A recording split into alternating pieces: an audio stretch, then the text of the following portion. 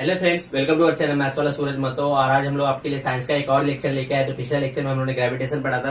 I hope आपने वो video देखी और आपको काफी अच्छी भी लगी होगी। हम लोग इस लेक्चर में पढ़ने वाले हैं पीरियोडिक क्लासिफिकेशन ऑफ एलिमेंट। ये आपका साइंस का सेकंड चैप्टर है और ये बहुत ही इंपॉर्टेंट चैप्टर है। इस पे भी बहुत सारे क्वेश्चन जो है आपको पूछे जाते हैं। Periodic classification of element. अभी हम लोग स्टार्ट करते हैं इस चैप्टर को। तो सबसे पहले तो हम लोग को क्लासिफाई करने की जरूरत ही क्यों पड़ी, तो उसके लिए मैं आपको एग्जांपल देता हूँ। सपोज आप लोग स्कूल जाते हो, तो सपोज XYZ स्कूल है जहाँ पे 2000 बच्चे हैं। तो वहाँ पे क्या होता है, हर किसी का एक अलग सा क्लास होता है, अलग से डिवीजन होता है, हर किसी का एक अलग रोल नंबर होता है, ताकि अगर कुछ जरूरत पड़े, अगर कोई डेटा हम लोग को चाहिए, फीस का डेटा चाहिए या फिर कभी कोई पेरेंट्स मिलना है, तो उनको जो बच्चे से मिलना रहेगा वो हम लोग इजिली फाइंड कर सकेंगे। तो सिमिलरली जब पीरियोडिक एलिमेंट्स बहुत सारे डिस्कवर हो रहे थे ना, तो साइंटिस्ट लोगों ने सोचा कि उसको भी हम लोग को क्लासिफाई करना पड़ेगा, क्योंकि एलिमेंट्स के बहुत सारे यूज होते हैं। हर चीज जो दुनिया में बनी है सबके सब एलिमेंट्स से ही बने। तो एलिमेंट्स को प्रॉपर्टीज क्या है, कौन सी चीज से हम लोग क्या बना सकते हैं, वो कैसे बिहेव करता है, तो ये सब पता करने के लिए उन लोगों ने क्या किया, पीरियोडिक जो भी एलिमेंट्स थे ना उनको एक एक ग्रुप कर करके क्लासिफाई करना शुरू किया। तो उसमें जो सबसे पहला क्लासिफिकेशन आया था ना, वो आया था डॉबिनियर का। अब डॉबिनियर ने क्या बोला था कि जो उन्होंने क्या किया था, सारे जो एलिमेंट्स थे ना उनको इंक्रीजिंग ऑर्डर ऑफ एटॉमिक मास के हिसाब से अरेंज किया था इन a group of 3 element.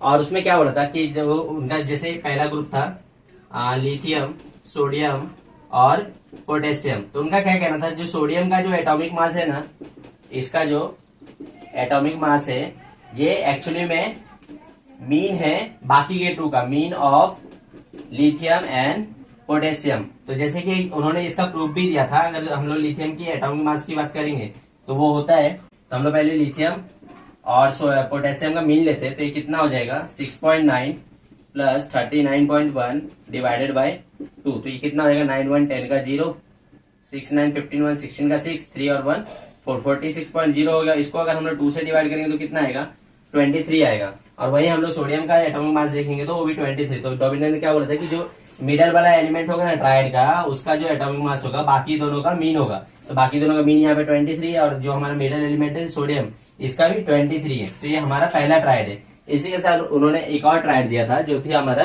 Calcium. अभी कैल्शियम, स्ट्रोंशियम और बेरियम का। तो यहाँ पे भी हम लोग चेक करते हैं। तो कैल्शियम और बेरियम का अगर मैं यहाँ पे मीन निकालूंगा तो मुझे क्या मिलेगा, यहाँ पे होगा 40.1, ये होगा 137.3। इसको मैं 2 से डिवाइड करूंगा तो कितना होगा, 3 1 होगा 4, ये हो जाएगा 7, 3 4 7, ये हो जाएगा 1। तो इसको 2 से डिवाइड करना पड़ेगा।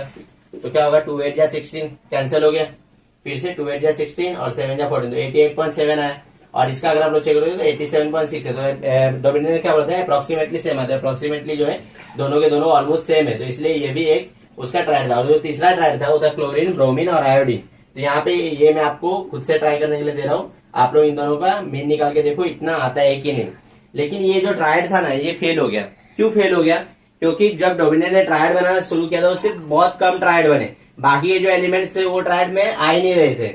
और उस टाइम में जितने भी एलिमेंट्स थे तो बहुत सारे एलिमेंट ऐसे ही रह गए। इसी की वजह से जो डॉबिनियर ट्राइड जो हमारा पहला थ्योरी था वो फेल हो गया।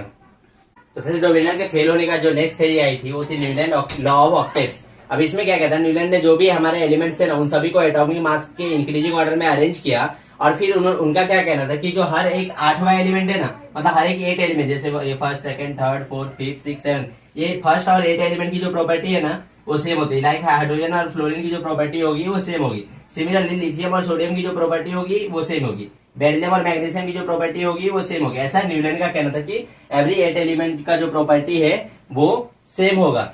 और फिर बाद में इसको उन्होंने कंपेयर किया था ऑक्टेव से। ऑक्टेव हमारा क्या होता है, सा रे गा मा पा दा नी सा। तो देखो यहाँ पे फिर से सा के बाद वापस से सा रिपीट होता है ना। तो कुछ इसी तरीके से उन्होंने जो ऑक्टेव से सबसुर जो हमारे हिंदी में होते हैं ना उससे कंपेयर किया था। और फिर बाद में उन्होंने बताया था कि हर एक 8वां एलिमेंट जो है ना उसका जो प्रॉपर्टी है पहले वाले के जैसा सेम होगा।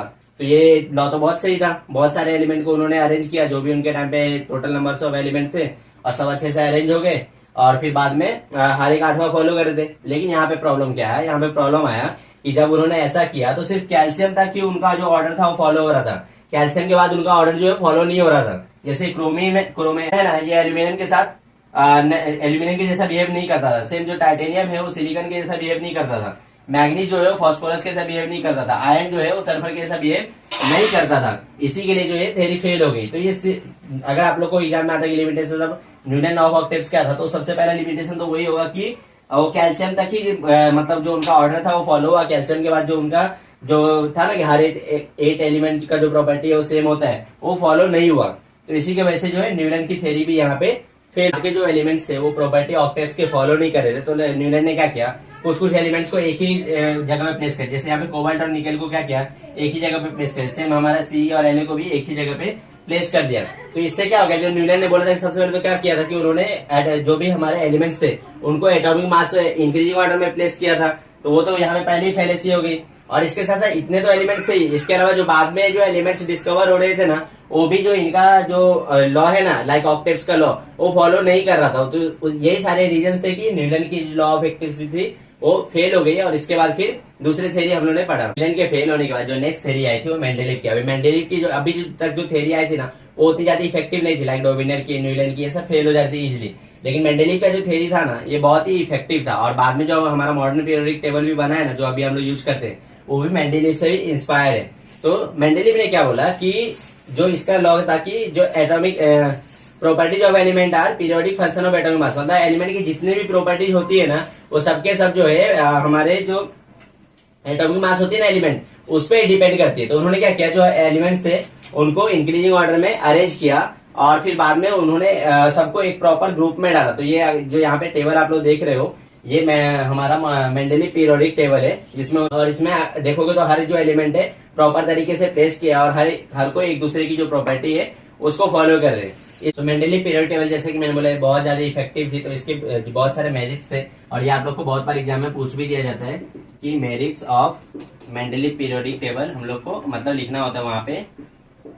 तो उसमें क्या होता है, जो सबसे पहला इनका जो ये था ना मेरिट्स, वो क्या था कि जो एलिमेंट्स थे, बहुत सारे एलिमेंट्स थे ना जिनका जो वैल्यू था ना वो अननोन था, या तो जो हम लोग उसका एटॉमिक मास यूज करते थे वो रॉन्ग यूज करते। बेरिलियम जो है ना, उसका पहले लोगों को लगता था जो उसका एटॉमिक मास है ना वो 14.09 होता है। बट एक्चुअली में हम लोग को बाद में पता चला कि बेरिलियम का जो एक्चुअल मास है ना, एक्चुअल मास जो है वो 9.4 है। तो ये पहला हमारा मेरिट था मेंडेलीव पीरियोडिक टेबल के। बहुत सारे जो एलिमेंट्स थे या तो अननोन थे या फिर उनके एटॉमिक मास हम लोग नोन भी थे, तो गलत पता था, तो वो राइट हो गया। सेकंड मेरिट ये था, अगर आप लोग फिर से अगर मेंडेलीव पीरियोडिक टेबल को यहाँ पे स्क्रीन पे देखोगे तो वहाँ पे ना आपको बहुत सारे वेकेंट प्लेसेस देखेंगे। अभी ये वेकेंट प्लेसेस मेंडेलीव ने क्यों छोड़ी थी पता है? उन्होंने बोला था कि बाद में फ्यूचर में कुछ एलिमेंट्स जाके डिस्कवर होंगे और वो सारे एलिमेंट्स ये प्लेस को ऑक्यूपाई करेंगे। मतलब सोचो उनका विजन कितना बड़ा है कि उनको ये भी पता है कि फ्यूचर में जाके ऐसे ऐसे एलिमेंट डिस्कवर होने वाले हैं, और उसके लिए उन्होंने पहले से अपने पीरियोडिक टेबल में जो प्लेस छोड़ दिया था। इसलिए उनकी जो पीरियोडिक टेबल है वो बहुत ज्यादा इफेक्टिव है। उसमें कौन कौन सा था, सबसे पहला उन्होंने उसका नाम भी दे दिया था, जो कि था एका एल्यूमिनियम, फिर था एका सिलिकॉन,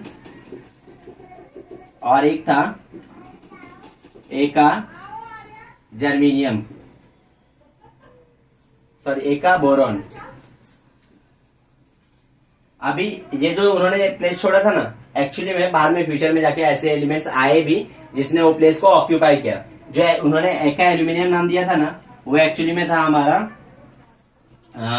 जर्मेनियम, सॉरी गैलियम। और जो उन्होंने एका सिलिकॉन नाम दिया था ना, वो था हमारा सिलिकॉन, सॉरी वो था हमारा जर्मेनियम। और उन्होंने जो एका बोरॉन नाम दिया था ना, वो जाके फ्यूचर में एक एलिमेंट डिस्कवर हुआ जो कि था स्कैंडियम। अभी प्रूफ के लिए आप लोग ये टेबल देख सकते हो, जहाँ पे एका एल्यूमिनियम और गैलियम को जो है एका एल्यूमिनियम और गैलियम को जो है यहाँ पे कंपेयर किया गया। तो ऑलमोस्ट आप लोग देखोगे उसकी जो सारी प्रॉपर्टीज है ना, ऑलमोस्ट सिमिलर बिहेवियर ही वो लोग शो कर रहे हैं। अभी ये जो है ना, बहुत बार आप लोग पूछ दिया जाता है कि मेंडेलीव के जो 3 एलिमेंट्स थे ना, या फिर ये मैच द फॉलोइंग में भी आपको पूछ देते, या तो ऐसे ही पूछ देते कि वैकेंट प्लेस वाले एलिमेंट्स के पहले नाम क्या था, बाद में के नाम क्या है। तो वो आप लोग याद करने के लिए एक ट्रिक है मेरे पास जो मैंने बनाया था, आप लोग यूज कर सकते हो। इसका याद कर सकते हो अल्गी, इसका याद कर सकते हो सीज, और इसको याद कर सकते हो बॉस। तो ये 3 अगर आप लोग याद रखो, अल्गी मतलब एका एल्यूमिनियम का क्या होगा, गैलियम, सीज मतलब सिलिकॉन का क्या होगा, जर्मेनियम, और बॉस मतलब बोरॉन का क्या होगा, स्कैंडियम। ये छोटा सा ट्रिक है, अगर आप लोग को ऐसे याद रहता है तो और भी अच्छी बात है। तो ये हमारा जो मेंडेलीव का है सेकंड मेरिट था। अभी थर्ड मेरिट क्या था, तो मेंडेलीव का जो थर्ड मेरिट था ना, वो था कि आप उस टाइम जब इन्होंने जो टेबल बनाया था ना, तो उस टाइम पे क्या था, नोबल गैसेस डिस्कवर नहीं हुए थे और उन्होंने कुछ प्लेस रखा भी नहीं था नोबल गैसेस के लिए। लेकिन जब नोबल गैस जो अभी हम लोग 18 ग्रुप में पढ़ते हैं मॉडर्न पीरियड टेबल में, वो जब डिस्कवर हुए ना, तो वो सारे जो एलिमेंट्स थे ना, लाइक हीलियम, नियॉन, क्रिप्टॉन, जेनन, ये सब के सब उनके पीरियड टेबल में बहुत ही इजीली प्लेस हो गया। उन्होंने उसको एक 0 ग्रुप नाम दे दिया और वहां पे उसको प्लेस कर दिया। तो ये भी बहुत बड़ा एडवांटेज था मेंडेलीव पीरियोडिक टेबल का कि जब नोबल गैस यूज मतलब डिस्कवर हुए तो उसको उन्होंने प्रॉपर तरीके से अपने पीरियोडिक टेबल में फिट कर दिया। तो ये सारे फायदे थे मेंडेलीव पीरियोडिक टेबल का। लेकिन क्योंकि हम लोग तो अभी मॉडर्न पीरियोडिक टेबल यूज करते हैं, मेंडेलीव यूज करते नहीं है, तो इसका मतलब क्या है, मेंडेलीव पीरियोडिक टेबल जो है वो फेल हुआ होगा। तो अभी हम लोग उसका डीमेरिट्स पढ़ेंगे कि मेंडेलीव पीरियोडिक टेबल फेल क्यों हुआ। जो भी मेंडेलीव पीरियोडिक टेबल के फेल होने के रीजंस थे उसको हम लोग डीमेरिट्स में लिखते हैं। ये भी आप लोग को बहुत बार एग्जाम में पूछा जाता है और ये आपको पूरा डिटेल में लिखना। तो जो सबसे पहला डीमेरिट था वो क्या था, जो मेंडेलीव ने क्या बोला था, जो एटॉमिक मास का जो होल नंबर इसो होगा ना, तो उसके अकॉर्डिंग उसने अरेंज किया था। लेकिन कोबाल्ट और निकल का जो है ना, कोबाल्ट एंड निकल का जो एटॉमिक मास का होल नंबर है ना, ये ऑलमोस्ट सेम आ गया था। और क्योंकि ये ऑलमोस्ट सेम आ गया था तो फिर मेंडेलीव वहां पे कंफ्यूज होगा कि उसको मतलब हम लोग को कहाँ रखना है, और जो उसने रखा भी तो प्रॉपर तरीके से फॉलो नहीं हो रहा था। ये तो फर्स्ट डीमेरिट था। सेकंड डीमेरिट क्या था कि जब भी मेंडेलीव ने पीरियोडिक क्लासिफिकेशन किया था उस टाइम तक आइसोटोप्स डिस्कवर नहीं हुए थे। अगर आपको पता नहीं आइसोटोप्स क्या होता है, तो आइसोटोप्स जो होते हैं ना, आइसोटोप्स के जो प्रॉपर्टीज है वो सेम होते हैं, प्रॉपर्टीज ऑलमोस्ट सेम होते हैं, केमिकल चेंजेस भी सेम होते हैं, और लेकिन इसका जो एटॉमिक मास है ना वो डिफरेंट होता है। एटॉमिक मास डिफरेंट होता है। और अभी का डेफिनेशन अगर आप लोग पढ़ोगे तो same atomic number but different atomic mass, लेकिन उस टाइम तो एटॉमिक नंबर तो डिस्कवर नहीं हुआ था, तो इसलिए हम लोग ऐसा अभी के लिए आइसोटोप्स देख रहे हैं। तो जब आइसोटोप्स क्या था उस टाइम पे डिस्कवर ही नहीं हुए थे।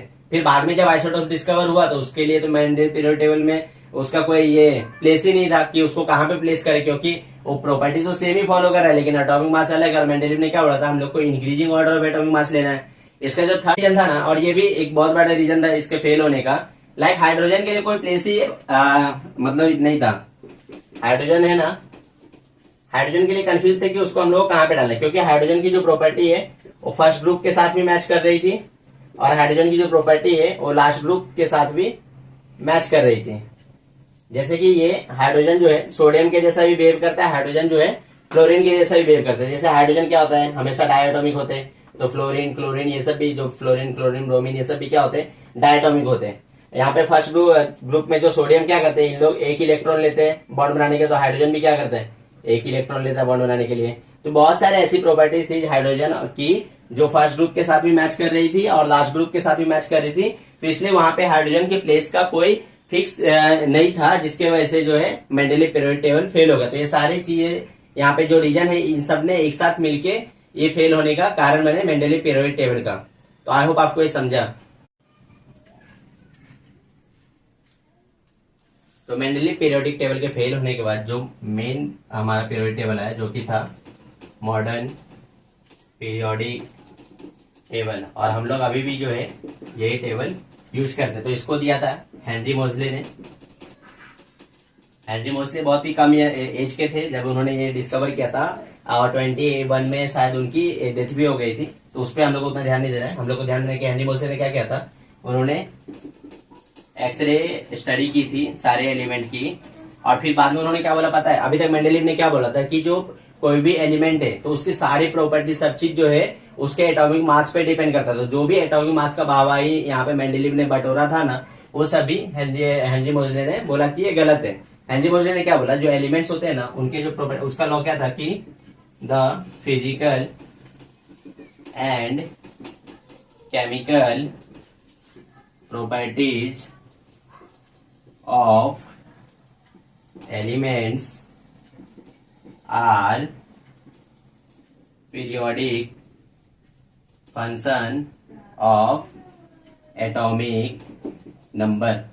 मोजले ने क्या बोला था, एटॉमिक मास नहीं एटॉमिक नंबर होगा। अभी एटॉमिक नंबर एटॉमिक मास क्या होता है ये हम लोग जब आगे के पार्ट पढ़ेंगे तो उसमें मैं आपको समझा दूंगा। अभी के लिए बस याद रखो कि एटॉमिक नंबर।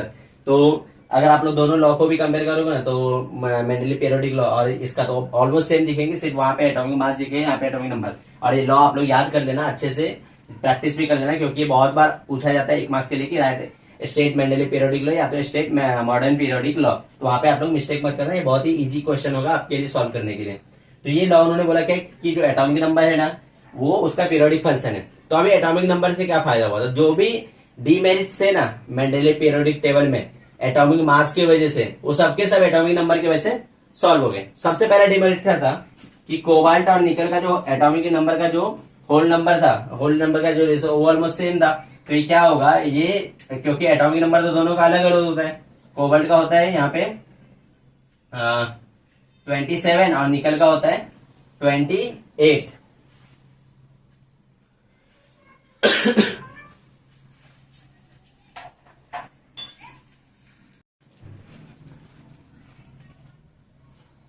तो कोबाल्ट का होता है 27 और निकल का होता है 28। तो इसके बाद जो है ना दोनों एक के बाद एक प्लेस हो गए, तो उनका जो प्लेस को लेके ना जो भी मतलब इश्यूज थे वो सॉल्व हो गए। फिर सेकंड डीमेरिट क्या था मेंडेलिव पीरियोडिक टेबल का, सेकंड डीमेरिट ये था कि आइसोटोप्स जो थे ना वो प्रॉब्लम क्रिएट करती कि आइसोटोप्स को हम लोग कहाँ पे प्लेस करना है। तो अभी बाद में जो है आइसोटोप्स पता चला कि आइसोटोप्स जो होते हैं ना उसका जो एटॉमिक नंबर है ना वो सेम ही होता है, एटॉमिक नंबर सेम होता है, बट एटॉमिक मास जो है ना वो डिफरेंट होता है। तो हम लोगों को क्या प्रॉब्लम था आइसोटोप्स में कि जो दो एटॉमिक मास हो गए थे सेम ही एलिमेंट के, तो उसको कहां पे प्लेस करें वो हम लोग को समझ नहीं रहा था, लेकिन एटॉमिक नंबर तो सेम ही है ना, तो आइसोटोप्स वाला प्रॉब्लम भी सॉल्व हो गया। फिर जो थर्ड प्रॉब्लम क्या था मेंडेलिव पीरियोडिक टेबल में, एटॉमिक मास जो है इंक्रीजिंग ऑर्डर फॉलो नहीं कर रहा था, लेकिन जब मोजले ने मॉडर्न पीरियोडिक टेबल में एटॉमिक नंबर यूज किया तो उसमें जो भी है ना सारे एलिमेंट्स इजिली बहुत ही इंक्रीजिंग ऑर्डर में सबके सब अपना प्लेस ऑक्यूपाई कर गए।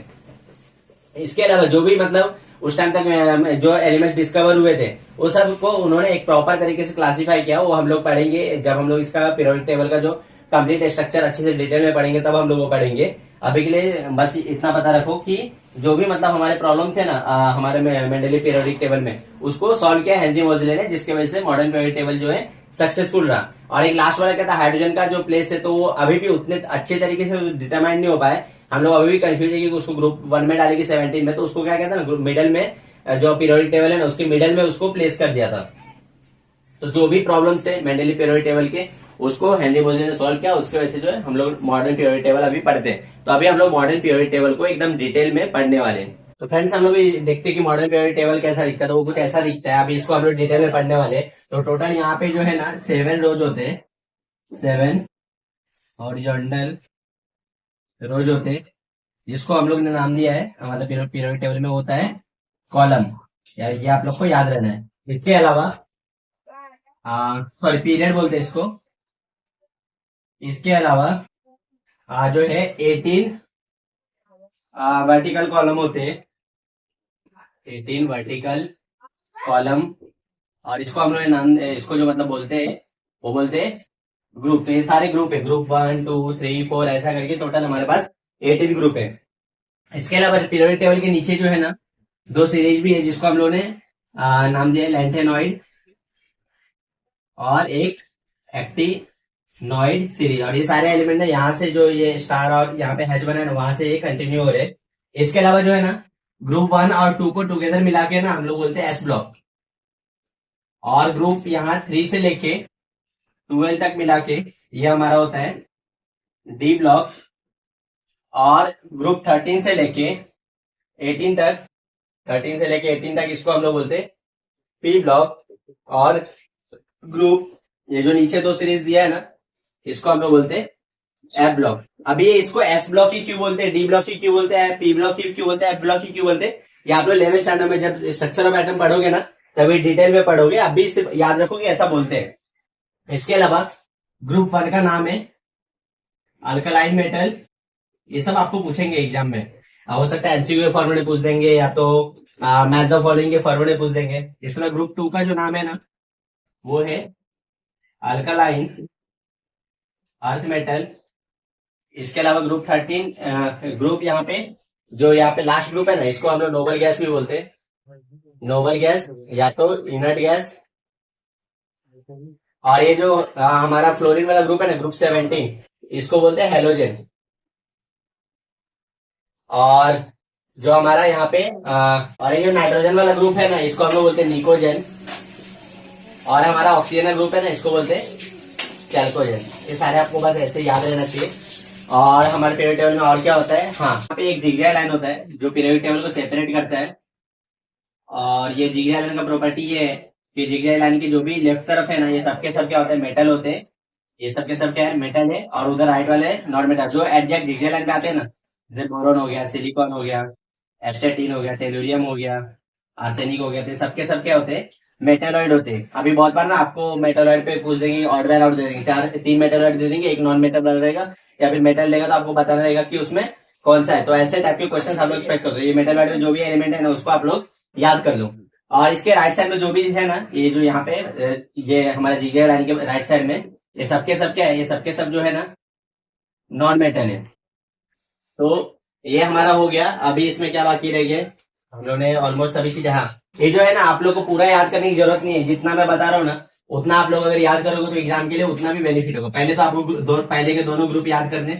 और ये डी का है ना, डी का जो फर्स्ट वाला पीरियड है ना, सिर्फ इतना याद करोगे तो भी आपका काम हो जाएगा। और यहाँ पे हम लोग को ये पूरा ग्रुप याद करना पड़ेगा।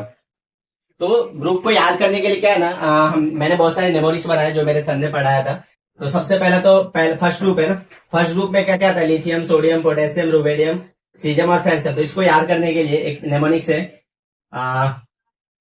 लीना, के, आरबीसी, फरार। तो लीना, ली मतलब क्या हो जाएगा, लिथियम, ना मतलब सोडियम, के मतलब पोटेशियम, आरबी मतलब रुबेडियम, सी सीजियम और फरार मतलब फ्रेंसियम। तो ये हमारा ग्रुप 1 के लिए हो गया। इसी तरीके से आप लोग ग्रुप 2 को याद करने के लिए भी बना सकते हो। ग्रुप 2 के याद करने के लिए हमारे पास नेमोनिक्स है, बेटा, मांगे, कार, स्कूटर, पाप, राजी। अभी बेटा, बेटा से आप लोगों को क्या याद आएगा, बेरिलियम। मांगे से क्या याद आएगा, मैग्नीशियम। कार से कैल्शियम, स्कूटर से स्ट्रॉन्सियम, बाप से बेरियम और राजी से रेडियम। इसी तरीके से ये ग्रुप ये है ना, हमारा ग्रुप जो डी का पहला पीरियड मैंने बोला ना आपको याद करना, तो इसको याद करने के लिए हमारे पास नेमोनिक्स है। मैं यहाँ पे लिख रहा हूँ डी का जो फर्स्ट पीरियड। तो क्या होता है, साइंस टीचर, वेरी, फ्यूएल, मांगे, फीस, कोई, नहीं, क्यों। ऐसा कुछ भी आप लोग याद कर सकते हो, कोई नहीं, क्यों, जाने। तो इससे क्या होगा, आप लोग को जो है ना एलिमेंट याद रहेंगे। तो इससे आप लोग को क्या है ना, ये सारे एलिमेंट्स याद रहेंगे। लेकिन साइंस है ना, साइंस से आपको स्कैंडियम याद आएगा, टीचर से आपको टाइटेनियम याद आएगा, वेरी से वैलियम याद आएगा, क्रूवेल से आएगा क्रोमियम, मांगे से मैग्नीशियम, फीत से फ्रांसियम जो कि आयन होता है, और नहीं से आएगा आपको यहाँ पे जो है कोई से आएगा कोबाल्ट, नहीं से आएगा निकेल, और क्यू से कॉपर, और जाने से लेके जिंक। तो इस तरीके से आप लोग ये भी एलिमेंट याद कर पाओगे।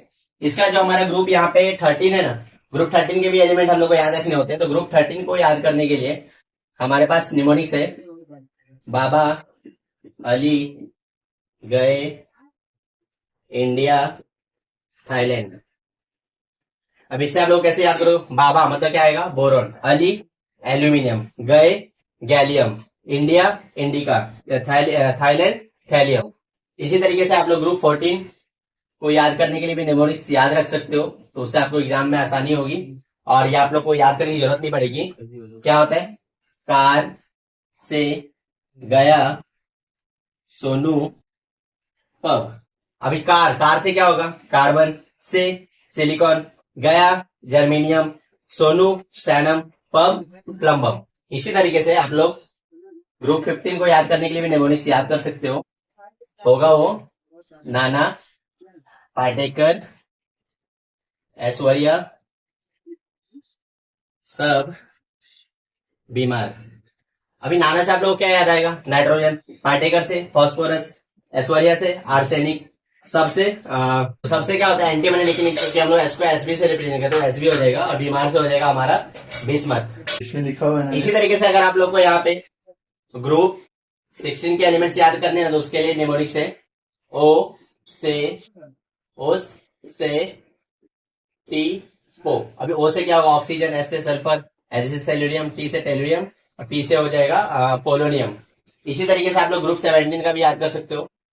ग्रुप 17 का होता है फर्स्ट क्लास बिरयानी, आई 8। अभी फर्स्ट से क्या आप लोग को याद आएगा, जो है फ्लोरीन, क्लास से फ्लोरीन, बिरयानी से ब्रोमीन, आई से आयोडीन और 8 से आएगा एस्टेटिन। इसी तरीके से लास्ट में आप लोग ग्रुप 18 को याद कर सकते हो। ग्रुप 18 को याद करने के लिए होता है हीना, नीना और करीना के, जेरोक्स, रंगीन। तो हीना से आप लोग क्या याद आएगा? हीलियम, नीना से नियॉन, और से आर्गन, करीना से क्रिप्टॉन, जेरोक्स से जेनॉन और इससे आएगा रेडॉन। तो इस तरीके से आप लोग पूरे पीरियोडिक टेबल के बारे में पढ़ चुके हो, जिसमें मैंने आपको सभी चीजें बताया, कितने रोज होते हैं, कितने कॉलम होते हैं, फिर हम लोग ग्रुप किसको बोलते हैं और पीरियड किसको बोलते हैं। इसके अलावा सभी ग्रुप को मैंने याद करने के लिए आपको नेमोनिक्स भी बता दिया, तो ये सब याद रखोगे तो आपको अगर आप लोगों को कभी भी इससे क्वेश्चन पूछा जाता तो वो जरूर कर पाओगे।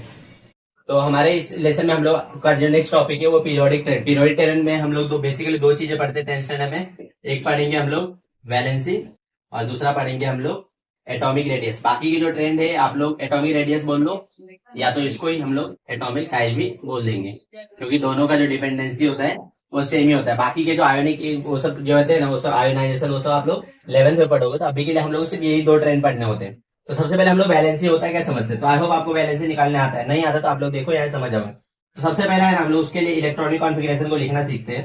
तो इलेक्ट्रॉनिक कॉन्फ़िगरेशन लिखने के लिए हम लोग को पहले क्या होगा कि ये जो हमारा सेंटर होता है ना, ये हमारा होता है न्यूक्लियस। अभी न्यूक्लियस में हमारे होते हैं प्रोटॉन एंड न्यूट्रॉन। पी से होता है हमारा प्रोटॉन, एन से होता है हमारा न्यूट्रॉन, और इसके जो है ना चारों तरफ जो है सेल होते हैं। तो ये सेल में जो है ना हमारे इलेक्ट्रॉन रिवॉल्व करते हैं कुछ इस तरीके से। अभी जो हमारा प्रोटॉन है ना ये पॉजिटिव चार्ज पार्टिकल होता है, न्यूट्रॉन जो है वो जीरो चार्ज होता है, मतलब इसका कोई चार्ज ही नहीं है। और हमारा जो इलेक्ट्रॉन है, इलेक्ट्रॉन जो है वो नेगेटिव चार्ज पार्टिकल होता है। तो इलेक्ट्रॉन क्या करता है, जो हमारे ये न्यूक्लियस है ना इसके चारों तरफ घूमते रहता है। अभी इलेक्ट्रॉन में क्या है कि जो फर्स्ट सेल है ना उसमें सिर्फ 2 ही इलेक्ट्रॉन आ सकते हैं। एक्चुअली में नंबर ऑफ इलेक्ट्रॉन का कैलकुलेट करने के लिए फॉर्मूला होता है। अगर हम लोग सेल की बात करें तो यहाँ पे अगर हम लोग सेल इक्वल टू 1 ले तो वो होता है 2n²। तो यहाँ पे अगर हम लोग सेल 1 ले रहे मतलब n की वैल्यू 1 हो जाएगी। 2 इंटू 1 का स्क्वायर क्या होगा, 2 ही हो जाएगा, तो ये हो जाएगा 2। इसलिए पहले सेल में जो है ना 2 इलेक्ट्रॉन होते हैं।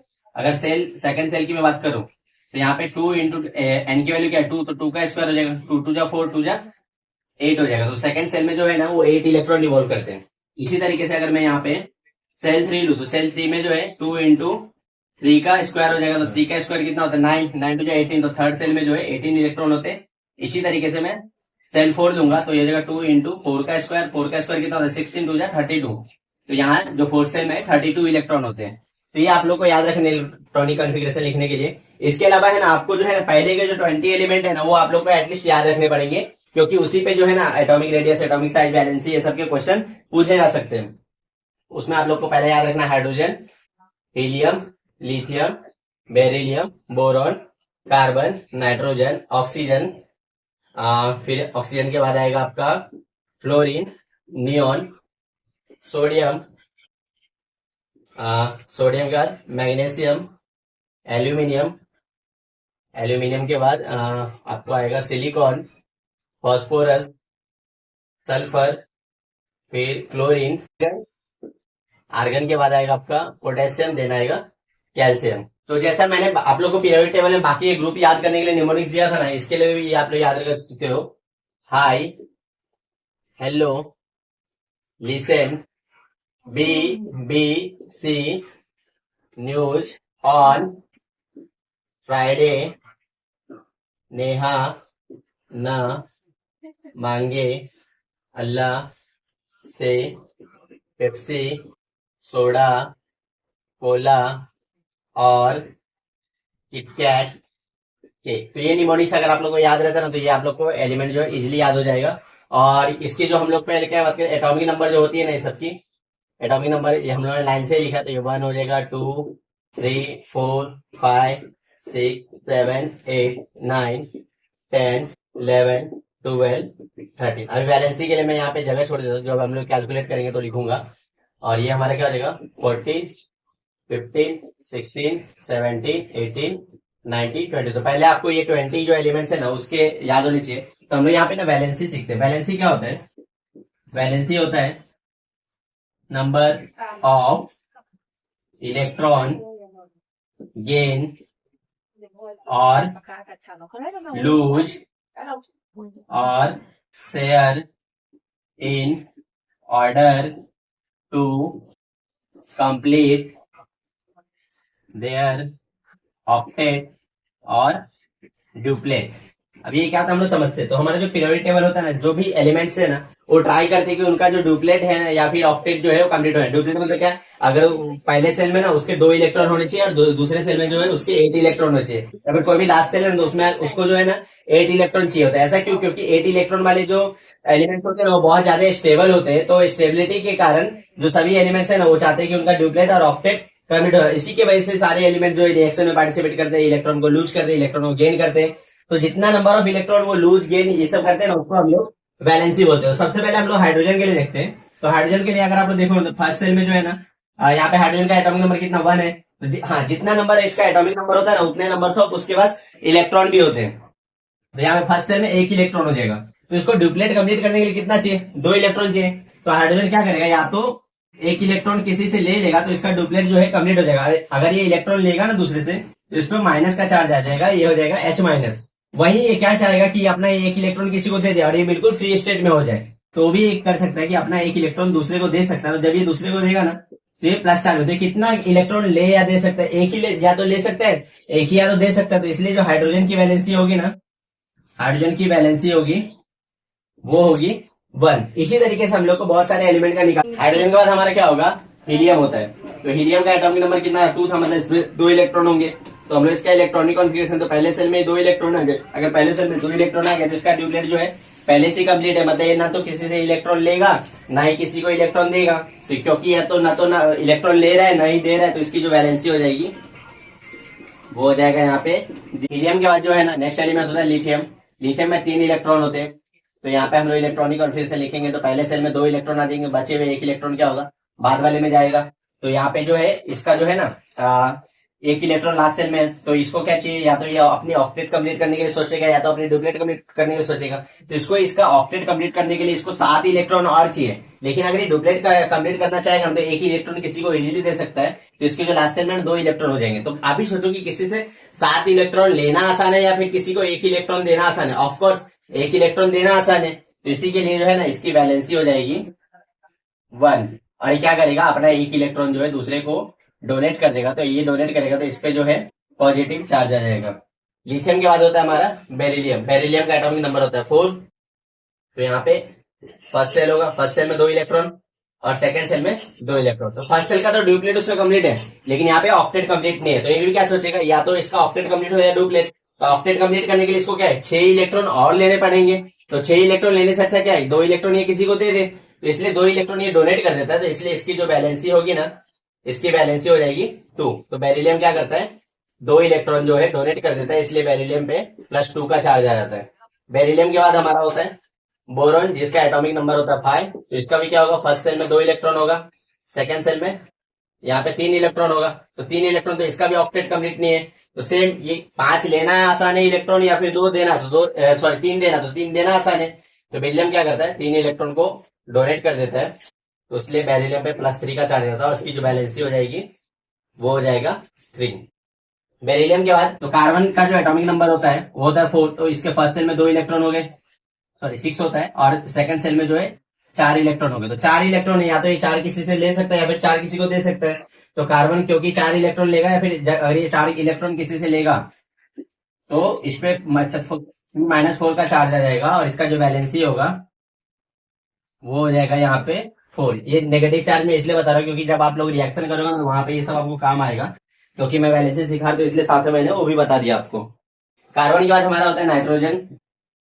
नाइट्रोजन का एटॉमिक नंबर होता है 7। के फर्स्ट सेल में क्या होगा? फर्स्ट सेल में इसके होंगे 2 इलेक्ट्रॉन। सेकंड सेल में कितना होगा? 3 4 5 इलेक्ट्रॉन होंगे। तो किसी को 5 देना आसान है या फिर 3 लेना? ऑक्टेट कंप्लीट के लिए ये सोचेगा 5 तो मैंने देने वाला, 3 दूसरे से ले लेगा। तो 3 दूसरे से ले लेगा ना, तो नाइट्रोजन क्या करेगा? 3 इलेक्ट्रॉन ले रहा है तो इस पे जो है -3 का चार्ज आएगा और इसकी जो वैलेंसी होगी नाइट्रोजन की वो हो जाएगी 3। नाइट्रोजन के बाद हमारा होता है ऑक्सीजन। ऑक्सीजन का एटॉमिक नंबर होता है 8। तो यहाँ पे फर्स्ट सेल में 2 इलेक्ट्रॉन, सेकंड सेल में बाकी के 6, 3, 4, 5, 6। तो इसको कितना, 2 इलेक्ट्रॉन और चाहिए, तो ऑक्सीजन क्या करता है, 2 इलेक्ट्रॉन लेता है और ऑक्सीजन -2 चार्ज होता है और इसकी जो वैलेंसी हो जाएगी, क्योंकि ये 2 इलेक्ट्रॉन ले रहा है तो इसकी वैलेंसी हो जाएगी 2। ऑक्सीजन के बाद होता है हमारा फ्लोरीन। फ्लोरीन का एटॉमिक नंबर होता है 9। तो पहले सेल में 2 इलेक्ट्रॉन, सेकंड सेल में कितना हो जाएगा, 1, 2, 3, 4, 5, 6, 7 इलेक्ट्रॉन हो जाएगा। तो इसको 1 इलेक्ट्रॉन चाहिए इसका ऑक्टेट कंप्लीट करने के लिए, तो इसकी जो वैलेंसी होगी वो होगी 1 और फ्लोरीन पे -1 का चार्ज आ जाएगा। फ्लोरीन के बाद हमारा होता है नियॉन। नियॉन का एटॉमिक नंबर होता है 10। तो पहले सेल में क्या होगा, 2 इलेक्ट्रॉन आएगा। दूसरे सेल में 1, 2, 3, 4, 5, 6, 7, 8 इलेक्ट्रॉन आएगा। अगर 8 इलेक्ट्रॉन आ रहा मतलब ये ना तो किसी को इलेक्ट्रॉन देगा ना ही किसी से इलेक्ट्रॉन लेगा, तो इसकी जो वैलेंसी है वो हो जाएगी यहाँ पे 0। तो इसी तरीके से आप लोग बाकी के जो 11 से 20 तक के एलिमेंट है ना उसका खुद से आप निकाल सकते हो। उसमें आप लोग को सिंपली ध्यान देना कि उसका जो है ना ऑक्टेट किसी तरीके से कंप्लीट होना चाहिए। अभी वैलेंसी का हम लोग ट्रेंड देखते हैं। जब भी हम लोग पीरियोडिक ट्रेंड देखते हैं ना, या तो हम लोग लेफ्ट से राइट देखते हैं और फिर टॉप से बॉटम देखते हैं। तो अगर हम पीरियोडिक टेबल में लेफ्ट से राइट की तरफ जाएंगे ना, तो क्या होता है, वैलेंसी जो है ना, वैलेंसी पहले तो इंक्रीज हो जाता है, फर्स्ट इंक्रीज होता है, फिर वैलेंसी जो है डिक्रीज हो जाता है। ठीक है, डिक्रीज होता है और बाद में जो है वो 0 बन जाता है। जैसे अगर हम लेते हैं, हम लोग बात करें लिथियम की, तो लिथियम की वैलेंसी कितनी होती है, 1। फिर यहाँ पे बेरिलियम की 2 होगी, एल्यूमिनियम की 3 होगी, फिर 4, 5, 6, 7 ऐसे जाता है। फिर बाद में जो है वो डिक्रीज होने लगता है। कार्बन के बाद से जो है नाइट्रोजन वो सब पे डिक्रीज होने लगता है। तो लेफ्ट से राइट में क्या होता है, पहले तो वैलेंसी इंक्रीज हो रही है, फिर बाद में डिक्रीज होकर 0 हो रहा है। लेकिन अगर हम लोग टॉप से बॉटम देखेंगे ना, टॉप टू बॉटम, तो क्योंकि हर जो ग्रुप होता है ना, ग्रुप में जो आउटर मोस्ट इलेक्ट्रॉन होते हैं, जैसे अगर हमने यहाँ पे फर्स्ट ग्रुप कंसिडर करते हैं, लिथियम, सोडियम, पोटेशियम, तो ये तीनों में क्या होगा पता है, इसके भी आउटर मोस्ट सेल में 1 इलेक्ट्रॉन है, इसके भी आउटर मोस्ट सेल में 1 इलेक्ट्रॉन है। कैसे, लिथियम का एटॉमिक नंबर होता है 3, तो इलेक्ट्रॉनिक कन्फिगरेशन क्या हो जाएगा, 2,1। इसका होता है 11, तो क्या हो जाएगा 2,8,1। इसका होता है 19, तो क्या होगा 2,8,8,1। तो ये तीनों के आउटर मोस्ट सेल में 1 इलेक्ट्रॉन है, तो इसकी तीनों की वैलेंसी जो है सेम हो जाएगा। तो इसलिए टॉप टू बॉटम में जो होता है ना वैलेंसी, वो सेम होता है। अभी वैलेंसी के बाद जो नेक्स्ट ट्रेंड हम लोग को पढ़ने का है वो होता है एटॉमिक साइज। अभी एटॉमिक साइज ये जो है ना डायरेक्टली एटॉमिक रेडियस पे डिपेंड करता है। एटॉमिक रेडियस आप लोगों ने सर्कल पढ़ा ही होगा, तो सर्कल जो होता है ना, ये जो न्यूक्लियस से लेकर आउटरमोस्ट सेल का डिस्टेंस, इसको हम लोग बोलते हैं एटॉमिक रेडियस। तो हम लोग देखते हैं कि एटॉमिक रेडियस कैसे वैरी करता है। तो अगर हम लोग लेफ्ट से राइट जाए, लेफ्ट टू राइट, तो हमारा जो क्या होगा कि लिथियम जो है, तो लिथियम में यहाँ पे क्या होगा, पहले सेल में जो हमारा इसका तो क्या हो जाएगा 2,1 होगा ना। तो पहले सेल में क्या होगा, 2 इलेक्ट्रॉन होगा, सेकंड सेल में 1 इलेक्ट्रॉन होगा। लिथियम के बाद क्या होता है, बेरिलियम होता है। तो बेरिलियम के पहले सेल में 2 इलेक्ट्रॉन होगा, दूसरे सेल में 1 इलेक्ट्रॉन होगा। बेरिलियम के 2 इलेक्ट्रॉन होगा। बेरिलियम के बाद बोरॉन होता है, तो बोरॉन के अभी क्या होगा, पहले सेल में 2 इलेक्ट्रॉन होगा, दूसरे सेल में जो है 3 इलेक्ट्रॉन होगा। बोरॉन के बाद हमारा हो जाएगा एल्यूमिनियम। बोरॉन के बाद हमारा क्या होगा, कार्बन। तो कार्बन क्या होगा, पहले सेल में 2 इलेक्ट्रॉन, दूसरे सेल में 4 इलेक्ट्रॉन। कार्बन के बाद क्या होता है, नाइट्रोजन होता है, इसके पहले सेल में 2 इलेक्ट्रॉन, दूसरे सेल में 5 इलेक्ट्रॉन। और फिर नाइट्रोजन के बाद होता है हमारा ऑक्सीजन। ऑक्सीजन क्या होगा, पहले सेल में 2 इलेक्ट्रॉन, दूसरे सेल में 6 इलेक्ट्रॉन। और फिर हमारा होता है फ्लोरीन। फ्लोरीन के क्या होगा, पहले सेल में 2 इलेक्ट्रॉन और दूसरे सेल में 7 इलेक्ट्रॉन। तो क्या होगा कि जैसे जैसे हम लोग लेफ्ट से राइट की तरफ जाएंगे ना, तो नंबर ऑफ इलेक्ट्रॉन बढ़ रहे, लेकिन नंबर ऑफ प्रोटॉन है वो भी बढ़ रही। इसमें 3 प्रोटॉन होंगे, इसमें क्या होगा 4 प्रोटॉन होगा, इसमें क्या होगा 5 प्रोटॉन होगा, इसमें 6 होगा, 7 प्रोटॉन होगा, यहाँ 8 प्रोटॉन होगा, यहाँ पे होगा 9 प्रोटॉन। तो कुछ इस तरीके से होगा। तो यहाँ पे देखो जो है ना, जो इलेक्ट्रॉन है ना, जो आउटर मोस्ट सेल में इलेक्ट्रॉन है, तो इसको यहाँ पे 3 प्रोटॉन अपने तरफ खींचेंगे। यहाँ पे क्या होगा, उसको 4 प्रोटॉन खींचेंगे। यहाँ पे क्या होगा 5 प्रोटॉन खींचेंगे। यहाँ पे क्या होगा 6 प्रोटॉन खींचेंगे। सिमिलरली 7, 8, 9। तो अगर ज्यादा प्रोटॉन खींचेंगे तो इलेक्ट्रॉन क्या होगा, ज्यादा उनके पास आएगा। ज्यादा उनके पास आएगा तो उसकी साइज जो है ना धीरे धीरे धीरे धीरे डिक्रीज होती जाएगी। तो इसलिए हम लोग लेफ्ट से राइट में जाते हैं ना, तो हमारा जो एटॉमिक साइज है, एटॉमिक साइज वो डिक्रीज होते जाता है।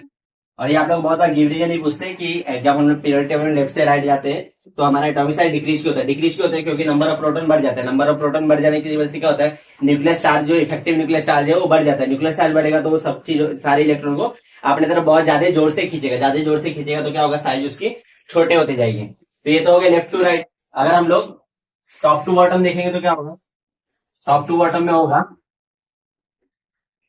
टॉप टू बॉटम में क्या होगा, जैसे हम लोग ऊपर से नीचे की तरफ आ रहे हैं तो फिर से हम लोग उसको ऐसे करते हैं, लिथियम, सोडियम, पोटेशियम। तो क्या होगा, यहाँ पे फर्स्ट सेल में 2 इलेक्ट्रॉन होगा, फिर क्योंकि इसका एटॉमिक नंबर तो 3 होता है, इसका क्या होता है 11। यहाँ भी क्या होगा, पहले सेल में 2 इलेक्ट्रॉन, फिर 8 इलेक्ट्रॉन, 8, फिर यहाँ पे 1 इलेक्ट्रॉन। सिमिलरली पोटेशियम के लिए क्या हो जाएगा, पहले सेल में होगा 2 इलेक्ट्रॉन, दूसरे में होंगे बाकी के 8,